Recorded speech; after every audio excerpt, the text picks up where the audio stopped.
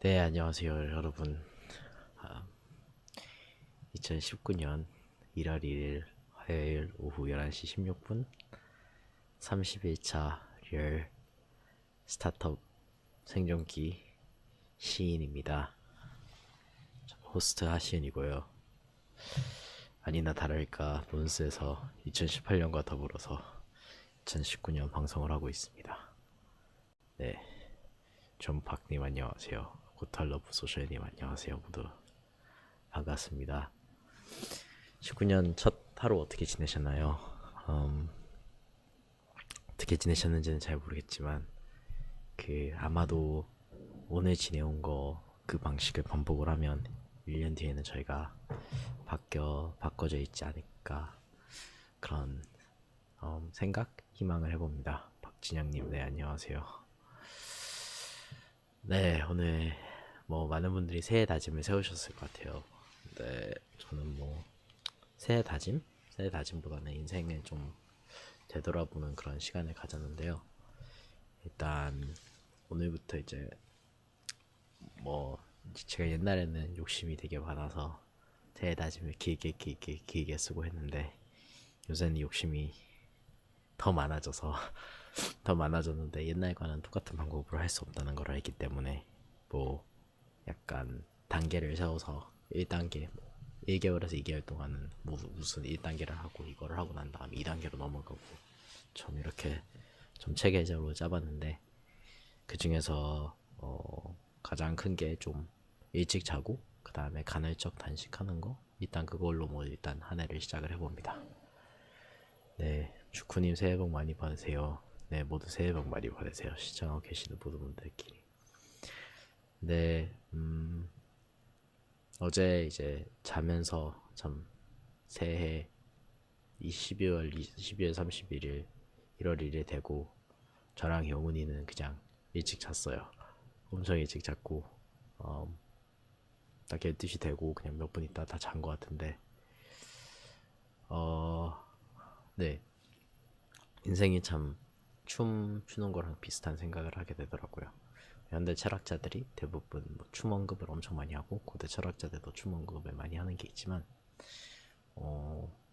그 무슨 말이냐면 인생에 뭔가 목표를 가지고 이렇게 살 수도 있는데 그리고 내가 그 목표를 이루어야겠다고 생각을 할 수 있는데 그것도 되게 좋거든요. 좋은데 제가 좀 추구하는 방식, 좀 생각을 하게 된 거는 춤은 되게 재밌는 게 춤은 춤추기 위해서 춤을 춰요. 뭔가 이제 뭐 이성에게 뭐 구애를 한다 이런저런 이유도 있지만 춤추기 위해서 춤을 추고 그 다음에 춤추면서 약간 실패나 실수도 되게 많이 하는데 그거 자체가 이제 내가 이루고자 하는 목표이자 그리고 이제 그게 수단이 되거든요. 근데 그거랑 약간 비슷하게 사실 제가 목표를 향해서 매일매일 조금씩 다가가는 거잖아요. 그거를 이루면 또 다른 목표가 생기고 약간 그런 식인데 그런 측면에서 그냥 매일매일 충실하게 최선을 다해서 사는 것이 그게 얼마나 더 의미 있는가? 큰 길에서는 큰 틀에서는 제가 어떤 목표를 향해서 달려나가는 게 매우 중요한데 어떻게 보면 나는 존재만으로도 존재하기 때문에 가치가 있고 유의미한 사람이기 때문에 거기에 더 큰 의미를 두는 그런 한 해가 되지 않을까 싶습니다. 오늘은 재밌는 팟캐스트를 들었어요. 그래서 A16Z 그 앤드리슨 하로위츠 팟캐스트였는데 2017년 걔네들 서밋인가 그때 무슨 경제학자가 MC를 보고 마크 앤드리슨이랑 벤 호로위츠 두 사람이 이렇게 인터뷰를 하는 그런 팟캐스트였어요. 그래서 제가 링크를 올리도록 하겠습니다. 근데 이 두 사람이 서로를 너무 잘 알아요. 이제 30년 지기 친구니까 30년 동안 넷스케이프부터 일을 해왔고 이제는 전 세계에서 이제 가장 훌륭한 벤처 투자사를 이제 운영을 하고 있는데 테크 쪽으로. 근데 이제 이 중에서 그런 질문이 있더라고요. 뭐 서로에게 그 다른 사람이 자기에 대해서 잘못 생각하고 있을 아니면 오해를 하고 있을 그럴 게 있냐고 그런 질문을 던졌어요. 근데 나온 답변이 아니 그런 거는 없고 지금 30년지기 알기 때문에 뭐 오해를 하거나 서로에 대해서 잘못 알고 있는 건 없고 오히려 뭔가 문제가 생겼을 때 서로 저 사람의 약점 때문에 왜 그런 문제가 생겼고 나의 약점 때문에 어떤 문제가 생겼는지 이것을 서로 너무 잘한다 라는 말을 하더라고요. 그래서 약간 30년지기 동안 같이 일하고 그 이제 서로에 대해서 배워나가고 이러면 이런 모습이 될 수 있겠구나 해서 좀 지금 사실 좀 지금 같이 일하는 친구들과 몇십 년지 친구가 될 거라고 몇십 년 동안 알 거라고 생각하면 좀 징그럽긴 합니다. 네. 그리고 제가 이전에 만났던 한 분도 뭐 내가 내 아내 하는 것보다 내 공동 창업자 안 횟수가 그 연 횟수가 더 길다고 그런 말씀을 해주시는데 좀 징그럽긴 한데 저희도 그런 말을 할 수 있는 날이 오지 않을까요? 이런 희망도 해보고요. 그리고 이분들 팟캐스트 들으면서 세상은 넓다라는 생각을 진짜 많이 했어요. 그러니까 저는 어떻게 보면 그 블록체인, 암호화폐 이걸로 세상을 되게 많이 생각을 하는데 이분들은 뭐 어렸을 때는 집중을 되게 많이 하셨던 것 같은데 날이 지나면서 세상을 넓은 거를 몸소 경험하셨고 뭐 질문이 뭐 VR에 관한 것, 리빙 코워킹에 관한 것, 아마 블록체인에 관한 것, 뭐 테크의 최근 트렌드에 관한 것 이런 것들을 다 일일이 다 물어봤는데 진짜 간만에 누구 얘기 들으면서 너무 이 사람들이 그 절로 얘기를 들으면서 겸손해지는 그런 경험을 했습니다. 그래서 확실히 식견을 넓히는 것이 중요하고 내가 집중하는 분야에서 전문가가 되는 것도 중요하지만 참 개방적인 마인드, 오픈 마인드가 얼마나 중요한지 또 다시 한번 그런 생각을 하게 되는 그런 시간이었어요. 그래서 아래에 이거는 링크를 달도록 하겠습니다. 그래서 오늘 이제 시간이 좀 남아서 이틀 전부터 제가 관심이 있고 지금 요즘에 집중을 하고 있는 분야들을 쭉 적어봤어요. 근데 진짜 많아요. 당장만 하자면 이제 블록체인, 그 다음에 뭐 오픈소스, 프라이버시, 그 다음에 테크 전반에 대해서 관심이 많고, 그 다음에 최근에는 게임 쪽 약간 경제 이런 것도 저는 관심을 가지기 시작하고, 일 때문에 어쩔 수 없이 콜리빙에 관심을 가지고 경영적인 측면, 문화 커뮤니티 이런 데도 관심을 가지고 투자를 어떻게 잘할 것인가 이런 거에도 관심이 있고, 그러니까 투자에는 뭐 금융이나 경제나 투자나 아니면 VC는 어떻게 돌아가는가 이런 것도 관심을 가지고, 그리고 지금 존 파크님께서 까불까불 하시는데 이제 존 파크님과 저는 조만간 마케팅과 그로스 해킹과 미디어와 컨텐츠와 그리고 이것을 뭐 아우르는 내 자신을 어떻게 표현해야 하는가 이런 거에 대한 고민을 좀 하게 됐습니다. 그래서 그게 참 이렇게 많은 것들이 있는데 저도 이게 이렇게 많은 게 있고 이게 가치가 있다고 제가 생각을 하는 것 같은데 여기서 어떻게 선택과 집중을 할지, 여기서 도대체 어떤 식으로 살아야지 잘 살 수 있을지, 아까 말씀드렸듯이 약간 춤추는 거랑 비슷한데 그러면 매 순간 제가 어떤 춤을 춰야지 잘 될까 이런 고민을 제가 좀 하게 된 것 같아요. 근데 이렇게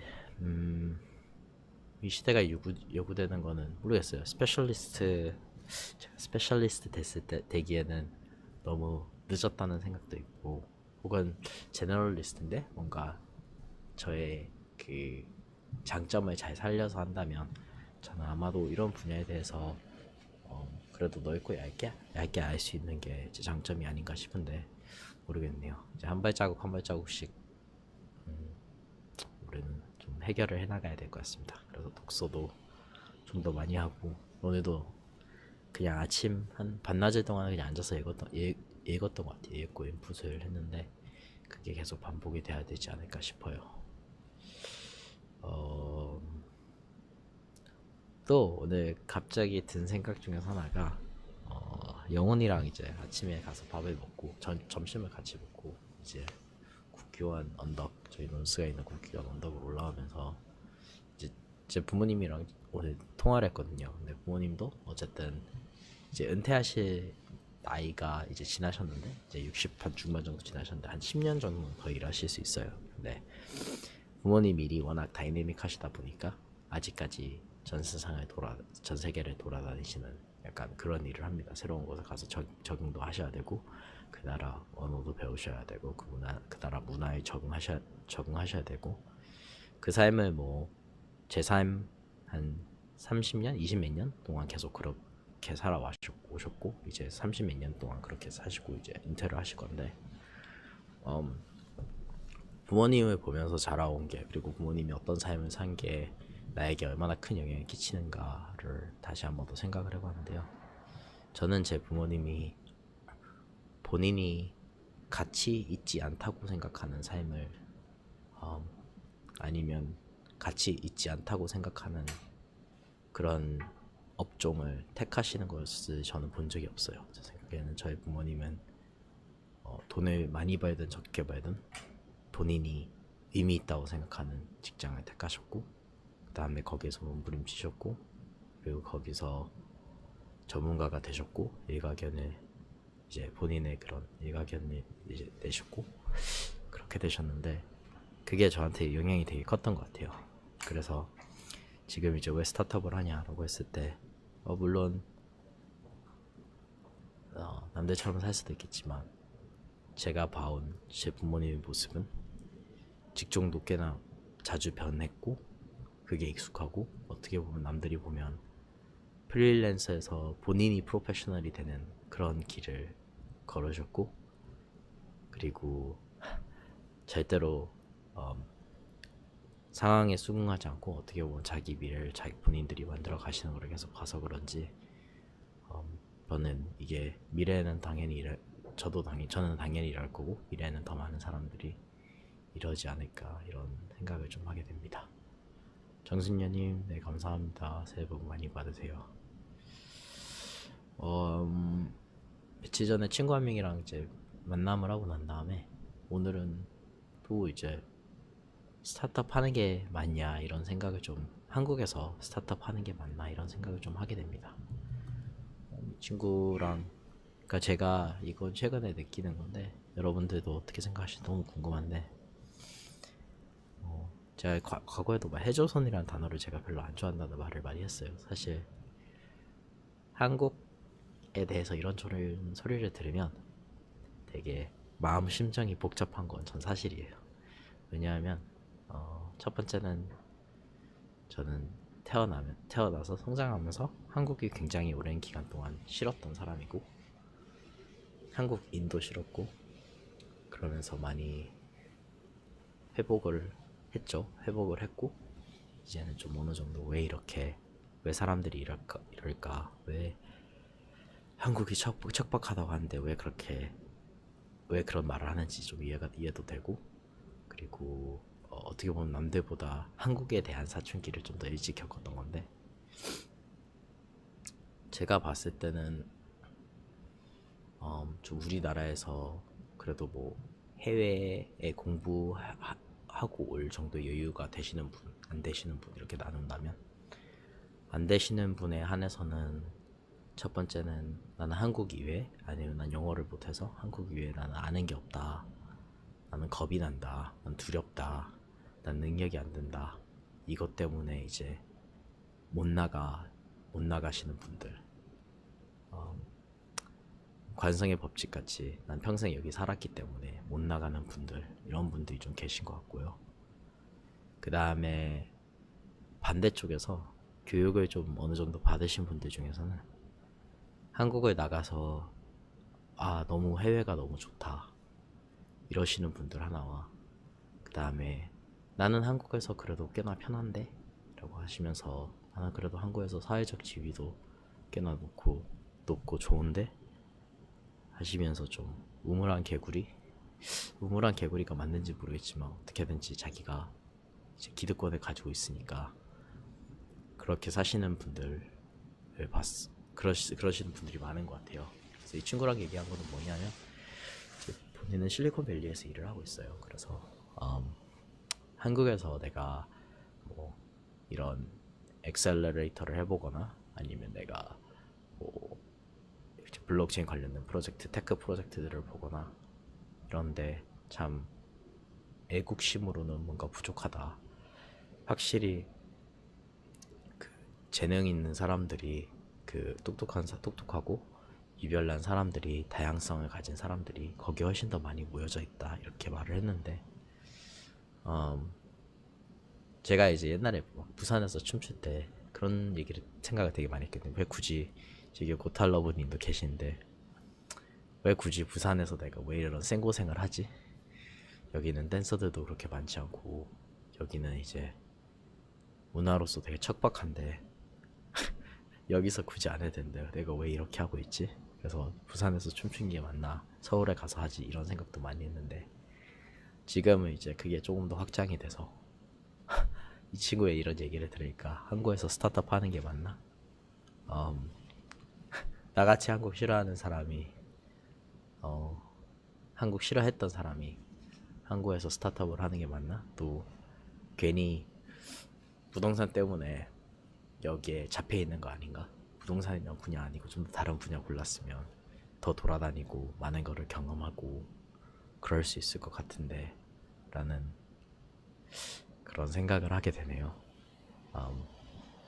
이거에 대해서는 아직 뾰족한 답변은 없으나 제가 아는 거는 그래도 여기저기 돌아다니면서 살았는데 뭐 저한테는 최소한 어디에 살든지 크게 문제는 없는 것 같습니다. 그때그때 제가 필요한 곳, 제가 꼭 있어야 되는 곳, 그곳에 가서 사는 게 중요하고 그게 대한민국이 됐던 뭐 미국이 됐던 아프리카가 됐던 어디가 됐던지 간에 그게 가장 중요한 것 같고 모두 다 어디에 살든지 간에 다 장단점이 있는데 물론 어느 순간이 되면 제가 살 수 있는 곳을 선택할 수도 있을 것 같은데 제가 스스로 제가 편한 곳에 가서 사는 것보다는 어떻게 보면 꼭 필요한 곳에 가서 사는 게 더 의미가 있지 않을까 그런 생각을 해봅니다. 네. 오히려 오늘도 이제 영훈이랑 그런 말을 해봤어요. 왜 콜리빙 하냐? 왜 우리 이거 해야 되냐? 이거 말고도 할 일 되게 많지 않느냐? 근데 이제 영훈이가 한 말은 어떻게 보면 우리 이웃들을 아는 것이 되게 중요하지 않느냐. 그냥 혼자서 사는 거 말고 남들하고 사는 것이 뭔가 이거는 뭔가 위워크 창업자랑 되게 비슷한 말인데 키부츠를 통해서 우리는 인간은 기본적으로 커뮤니티 안에 살아야 한다고 느꼈다고 하는데 그거 플러스 왜 리빙까지 해야 되냐라고 한다면 과거에 우리가 어렸을 때는 뭔가 주변에 이웃이 누구인지도 알았고 그리고 그 사람들과 함께 뭔가 그 마을이라고 해야 되나요? 마을이란 마을 좀 커뮤니티가 애들을 키워주는 그런 느낌이 좀 더 강했는데 지금은 되게 이기적인 사회가 많이 됐잖아요. 그래서 나만 잘 먹고 잘 살면 되지 이렇게 됐는데 그래도 콜 리빙을 하면서는 서로에게 관심을 가지고 서로 성장할 수 있도록 저희가 어쨌든 그런 사회를 만들어가는 디지털로는 연결이 됐으나 이렇게 물리적으로는 저희가 마음이 좀 많이 받쳐져 있는데 그게 그나마 같이 부대끼면서 살면서 조금이나마 해소가 되지 않을까 네 그런 생각을 하게 됩니다. 네, 정신녀님께서 절면서 고생 금주고 못 사는 걸 잊지 마요 라고 하셨는데 네 감사합니다. 이 얘기도 제가 어제쯤 한번 했는데 이 고생이 저는 그 고생을 금 조금 주고 조금 살 수 있는지 조금 주고 조금만 사도 된다고 생각을 했는데 이걸 보니까 어떻게 보면 굉장히 많은 고생을 의도치 않게 많은 금을 주고 사는 그런 기분이 듭니다. 네, 만약 이런 먼저 그쪽에 가보신 분들의 지혜가 맞다면 네, 젊어서 고생하는 거는 지금은 벅차더라도 벅차면 벅찰수록 어떻게 보면 미래에 더 의미가 있겠죠. 네, 그렇습니다. 그렇게 해서 오늘 1월 1일 화요일 오후 11시 36분에 31차 리얼 서바이벌 생존기 시인을 여기서 마무리하려고 합니다.